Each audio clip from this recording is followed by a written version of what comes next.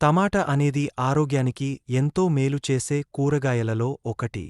టమాటాలో విటమిన్ అ, C, K, potassium, folate, యాంటీఆక్సిడెంట్లు, lycopene వంటివి ఎక్కువగా ఉంటాయి.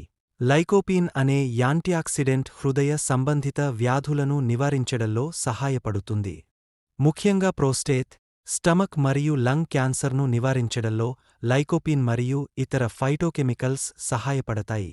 టమాటా జ్యూస్ లేదా గుజ్జును ముఖానికి రాసితే చర్మం మెరిసిపోతుంది, ముడతలు తగ్గుతాయి.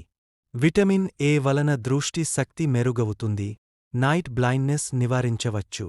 టమాటాలో నీరు అధికంగా ఉంటుంది, క్యాలరీలు తక్కువగా ఉంటాయి. తక్కువ క్యాలరీలు, బరువు తగ్గాలనుకునేవారికి ఉపయోగకరం. ఫైబర్ అధికంగా ఉండటం వల్ల జీర్ణం మెరుగవుతుంది మరియు పొట్ట సంబంధిత సమస్యలు తగ్గుతాయి.